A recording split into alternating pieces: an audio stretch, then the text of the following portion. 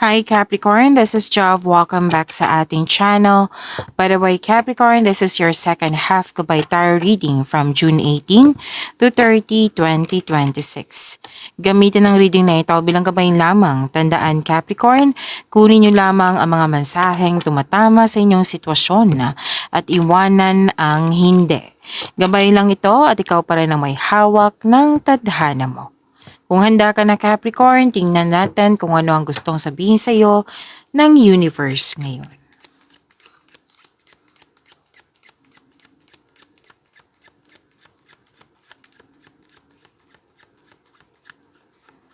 Mga parating pa para kay Capricorn ngayong June 18 to 30, 2026.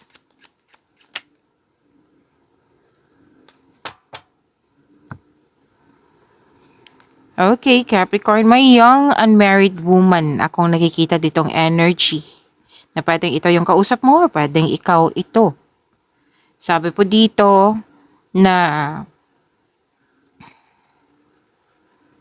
very sincere ang energy niya, very innocent. Pwedeng sister mo, daughter, friend, kung sino man po ito, pwede din po ikaw to ha. Pwede din ito yung ka-blind date mo. So, very caring ito, maalaga.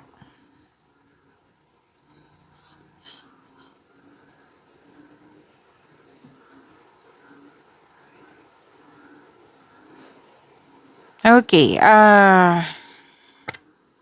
kuha muna ako.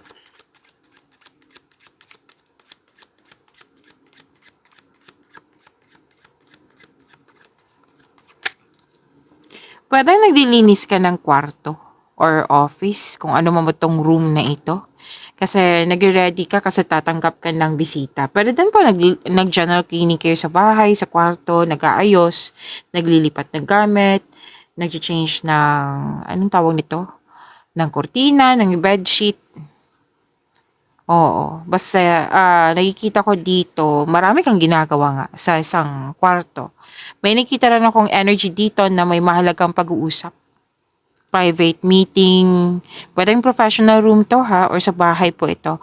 Confidential communication, nag-uusap din po tungkol sa domestic environment, economic progress, or something that comes in pairs. Okay? So may nakita rin ako sa isang room na nagtutulungan. Nagkaroon ng teamwork. Tapos may dumating na new role, which is, this is new opportunity na may self-discovery. Yes, may self-discovery na ito yung new strength mo. Okay? Like for example, para mas maintindihan ng mabuti. Nasa admin ka, tapos may binigay na new role sa'yo, which is sales. Tapos sinubukan mo, tapos na-found out mo, which is self-discovery, na may strength mo pala yung sales kasi effective ka. Okay? So, ang ganda nito. I-claim po, i-claim nyo po.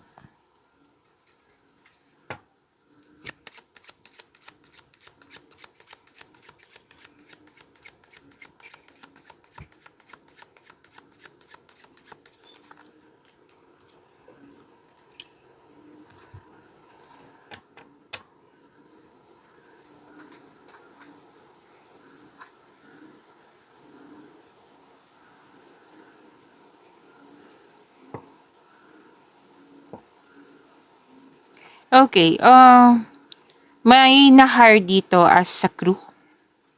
May, pwede din ang inyong work is nagsiserve, submission. Kasi this is an act of giving and receiving po. Pwedeng ikaw yung nagbigay ng tulong, nag-serve, nagkaroon ng service, okay? Pwedeng ikaw yung nakatanggap. Tapos may energy para ng babae dito na pwedeng siya yung nag-serve, tumulong sa'yo. Nakatanggap ka ng regalo or pwedeng ikaw to. Again, this is an act of giving receiving na pwedeng ikaw to, pwedeng siya. Okay? Nakatanggap ka ng regalo, pwedeng may pabor ka na binigay sa iyo, pinagbigyan ka. Development, progress, improvement. Ang ganda nito. But most likely to sa career to. Sa career sa mga ginagawa mo. May development, may progress, improvement.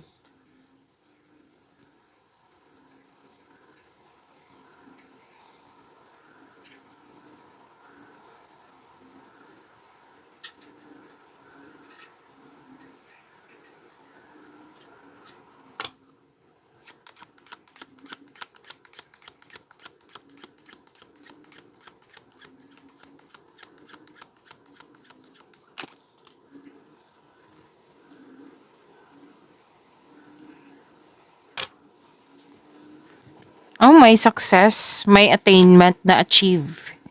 Okay? May magandang mangyayari sa investment mo. Alam mo, kanina ko pa ito nakikita. Actually, so far, 3 cards po mismo nagsabi dito na very focused ka sa mga ginagawa mo na nagbibigay ng malaking pera sa iyo. So, may magandang mangyayari sa investment mo. Success, i-claim niyo po ito. And you're waiting, may hinihintay po kayo or di kaya you're believing na positive outcome sa near future. Na sinabi naman ng card mo dito na all is possible.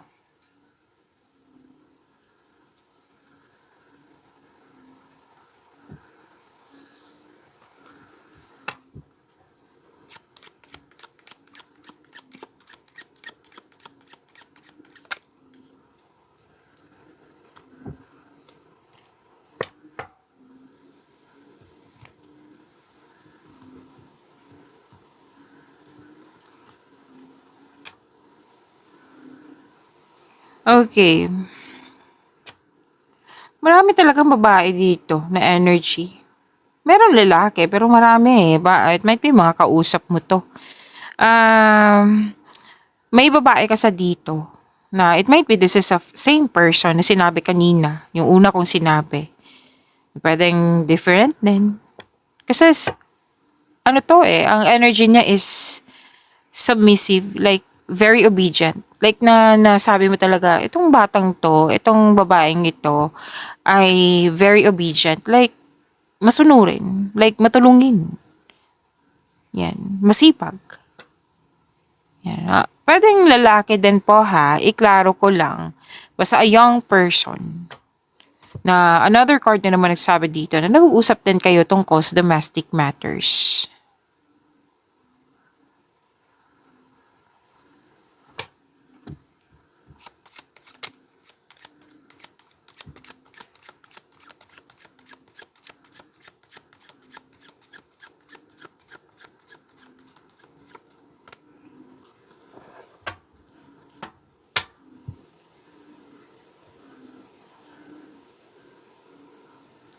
Okay. You're having a good time. May celebration, togetherness, bonding. Parati ko to nakikita sa inyo. Capricorn. Syempre si Capricorn. Marami din ako kilalang Capricorn na very family-oriented. Yes.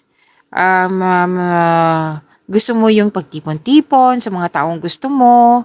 Yan. So, you're having a good time. Togetherness, reunion, yung mga nag-enjoy ka sa mga ginagawa mo. At may pagkakaisa po sa grupo ng tao, loved ones, friends ba ito? Fulfillment sa pangarap na naman. Wow! Fulfillment sa pangarap, nagkaroon ng happy outcome. Pwedeng may promises, may engagement. Basta family happiness ang nakikita ko po dito.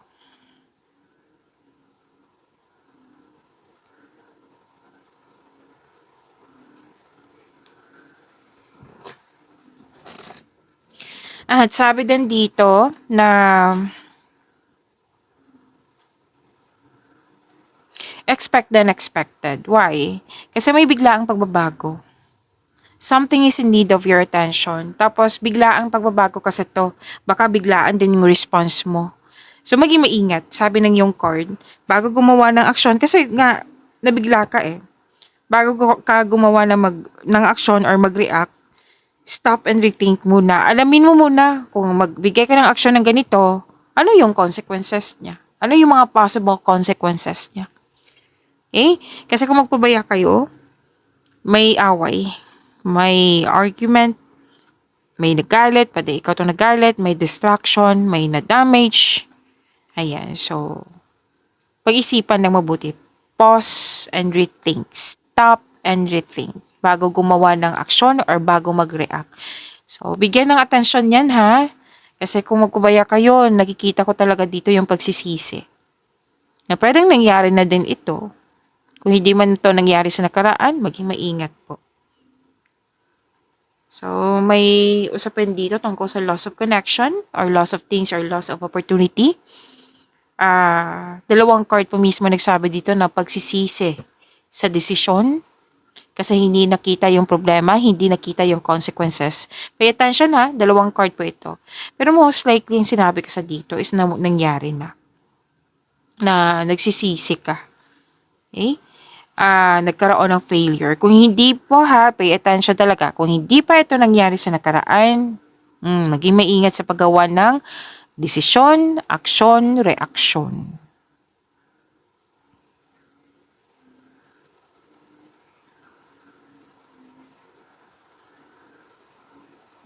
May pag-usap dito na hindi nag-iingat, nag-irresponsable, nang dahil sa mga nangyari sa nakaraan, hindi ka makagawa ng desisyon.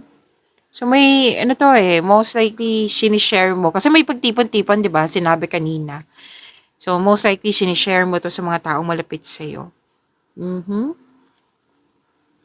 Kasi may mga tao dito na nakinig sa'yo, naging loyal sa'yo, naging supportive sa'yo.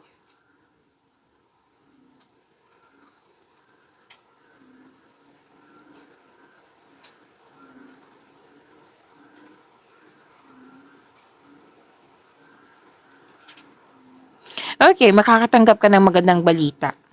And wow, kung may nakapasa sa exam dito or sa test. Kung hindi man ikaw to, pwedeng ba taong malapit sa iyo na kung ano yung achievement niya, happiness mo na rin, achievement mo na rin.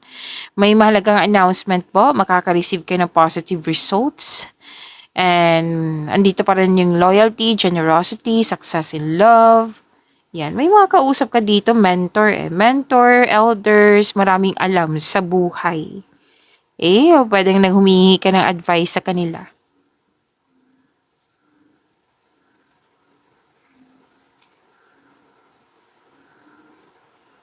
So may ano dito, lalaki na 40 years old na marami siyang alam Pwedeng attorney to or pwede din taong malapit sa iyo na nagbigay ito ng wisdom message or pwedeng sinabihan ka, patawarin mo na yung sarili mo, yung sitwasyon, yung taong yun.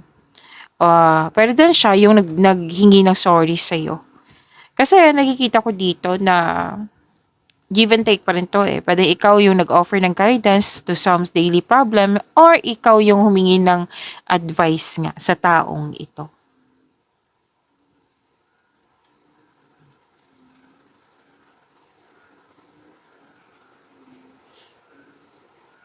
So, loss of connection pa rin ako nakikita dito. Loss of connection, loss of things, or loss of opportunity na may taong hindi honest sa'yo. So, may cheating or taong energy vampire. Like, they are stealing your peace of mind. Actually, nakikita ko dito, pwedeng pinag-usapan talaga ito kasi may pagtipon-tipon nga. Okay, kuha tayo ng message for you, Capricorn, ngayong June 18 to 30, 2026.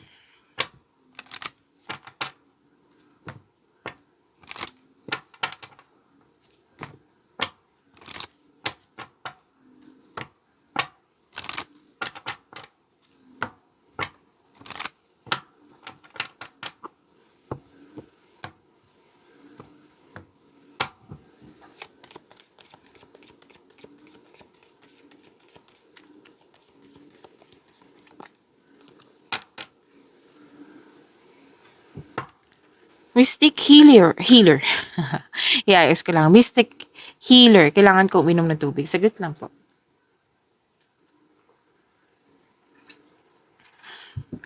Okay.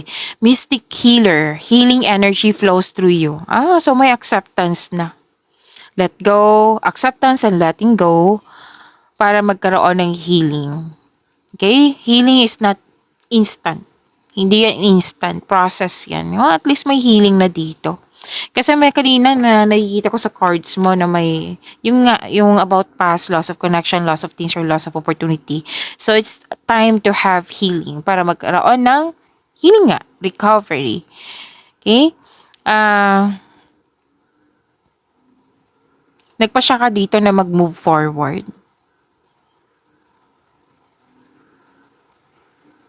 So, letting go to sa mga mabibigat na nararamdaman na pinalitan mo ng positibo. Yan. So, magtiwala sa sarili. Pakinggan din yung intuition mo. Alagaan ng sarili. Bago mo tulungan ng iba, siguraduhin maayos ka. Na puno rin ang iyong sarili ng lakas. Okay? So, gamitin din yung salita mo, yakap, or pakikinig para magbigay ng ginhawa sa ibang tao. Oo. So, yan, kanina, di ba, may naghumihingi ng advice or ikaw yung humihingi ng advice. Yes. So, healing, i-claim niyo po. Capricorn.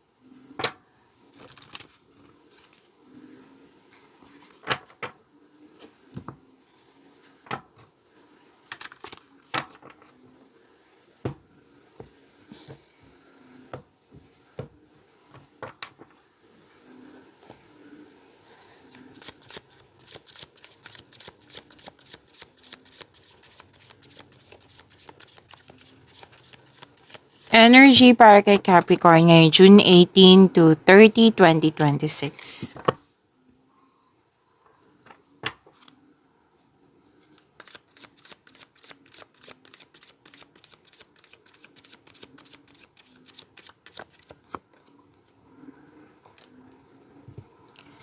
Capricorn, maraming salamat po sa mga hindi nag-skip ng ads. Subscribe na po kayo sa ating channel at click bell notification para updated po kayo sa reading natin.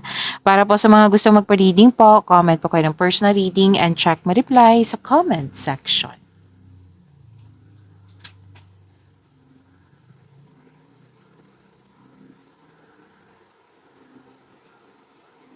Okay.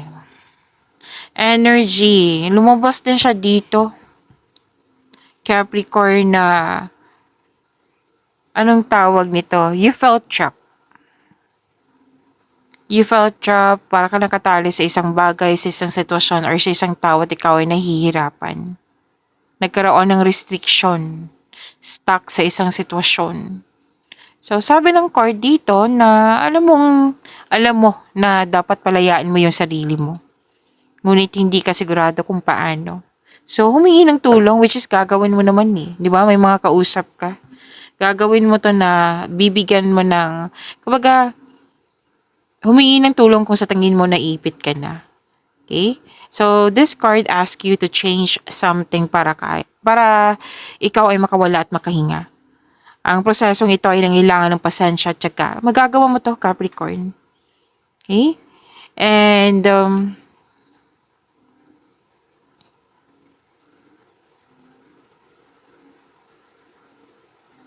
kasi itong you felt trapped, ikaw lang po ang makakawala dyan. Kung ikaw ay willing. Kung ikaw ay willing na tanggapin na mga nangyari at mag-let go na. Para magkaroon ng healing. Magagawa mo to, Capricorn. Okay? Kailangan kasi ng freedom nito para magkaroon ng recovery. Pero then, natakot ka sa paggawa ng desisyon. Pwedeng comfortable ka na dyan, tapos natatakot ka sa paggawa ng desisyon kasi pwedeng lalabas ka sa comfort zone mo. So, humingi ka ng guide kay God para mapalaya mo yung sarili mo.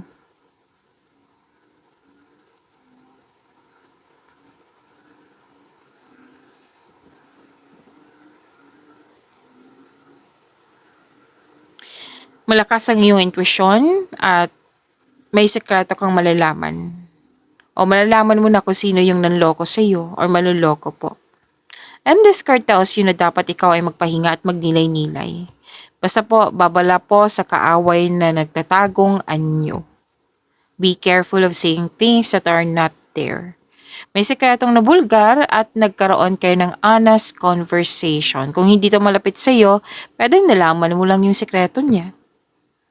Maging maingat na sa pagpirma ng kontrata, malalaman mo to kasi nakikinig ka sa iyong intuition.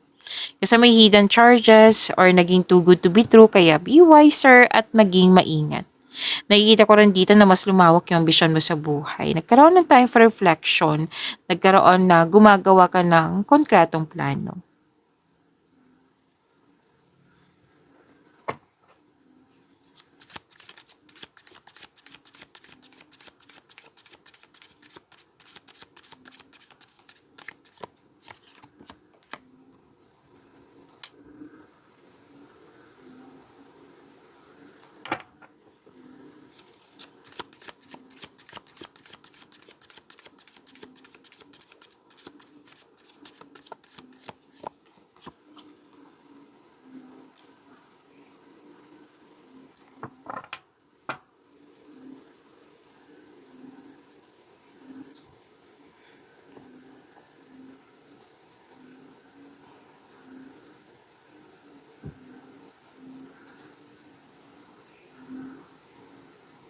Okay, so career and money nyo, new beginning po ito at ang ganda nito kasi abundance. Actually, dalawang card po mismo nagsabi dito na may new beginning.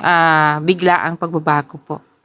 Yes. May parating na blessings, gift from the universe, posibleng new job opportunity or unexpected sum of money. Pwede din po nag-take ka ng first steps para ma-enhance o ma-increase yung kaperahan mo. Ang pagbabago na ito ay may unlimited growth towards to your finances. So, claim mo po ito, Capricorn. Ang ganda po. May promotion din po ako nakikita dito. Pagtaas ng kita, sweldo, allowance, or na iyong posisyon, dahil ito, magkakaroon po ng financial growth and stability.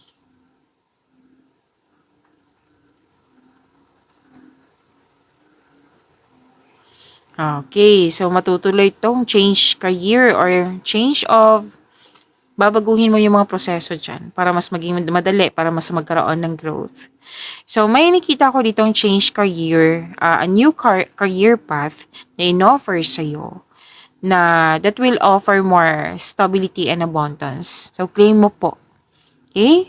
I-claim nyo po ito, sinagot ng card mo dito na nag-offer to ng stability and abundance sa iyong buhay.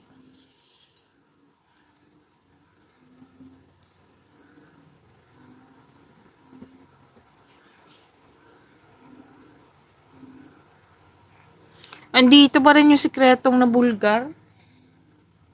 Capricorn? So, sudden change ha. Kanina pa to sinasabi ng card mo na bigla ang pagbabago na wag kang, kumbaga, wag kang mag-alala kasi makasuporta naman to sa growth and expansion mo. Okay? So, biglang nagbago kasi nagbigay ka ng aksyon sa iniisip mo dito sa pangarap mo sa buhay. So, may changes na mangyayari. So, nagsabi ang card kanina, 'di ba, na wag kung ano man tong biglaan na nangyari, wag mag-react agad, wag bigyan ng action agad, pag-isipan ng mabuti. Bigyan ng attention, pag-isipan ng mabuti. Wag mag-react agad, okay? Mag-observe po. Gamitin niyo po yung talino niyo.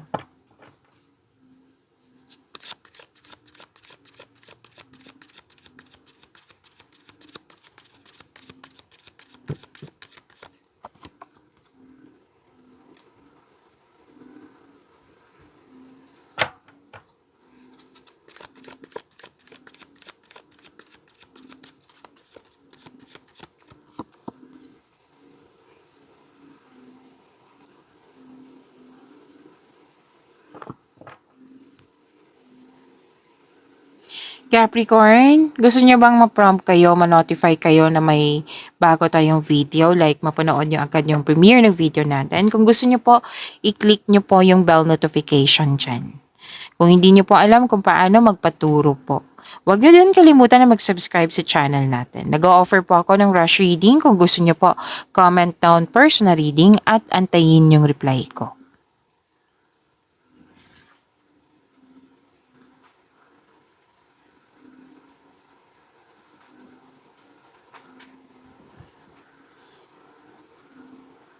Okay, love and romance, self-love, partnership and romance.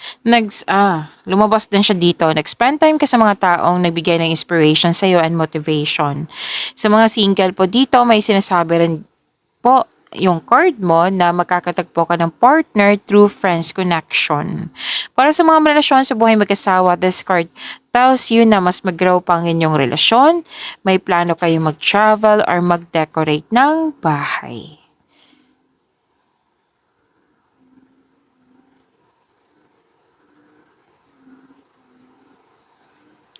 Okay, blessed ka kasi stable na yung partner mo at emotional intelligent, marunong magbalanse. Pwede din sa mga single dyan na nawiwirduhan ka sa taong ito, pero once makuha mo yung loob niya, may potential for deep love.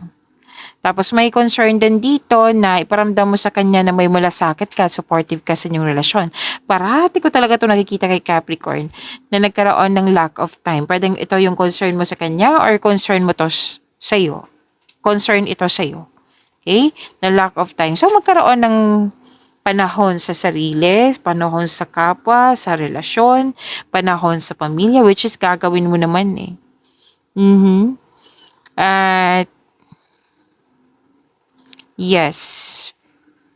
Kasi pwedeng ikaw yung nagtatanong na ano ba to si ano person, may malasakit ba o supportive pa ito? Or pwede din na sinabihan ka or nag-iisip pa yung person mo na ano ba to si Capricorn, may malasakit pa ba to sa aming relasyon or sa connection namin or supportive pa ba ito? So mga ganyan. So kailangan ng oras niyan, kailangan ng communication is the key. Okay,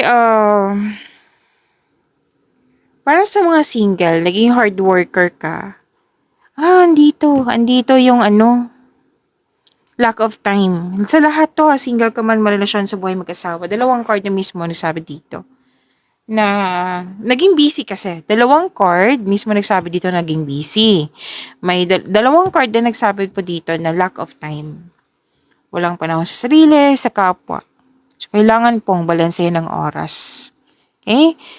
Ganun din sa mga relasyon. Huwag niyong hintayin or nangyari na yung hindi pagkakaunawaan ng dahil sa lack of time. Parati talaga kailangan ma-resolve to. Sana yung ma-overcome to. Kasi may nakita ko dito hindi pagkakaunawaan. So mag-usap, communication is the key.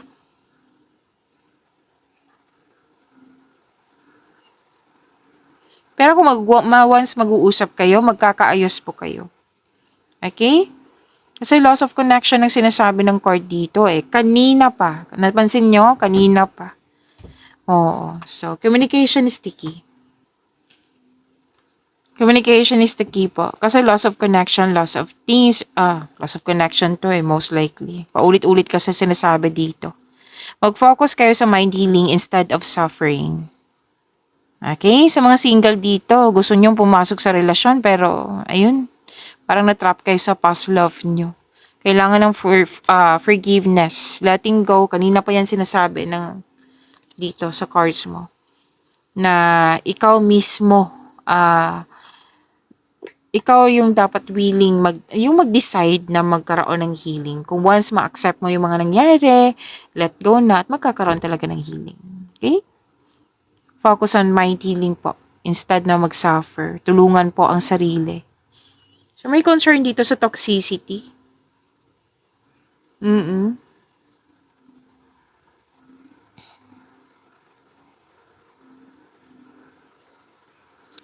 At sabi din dito,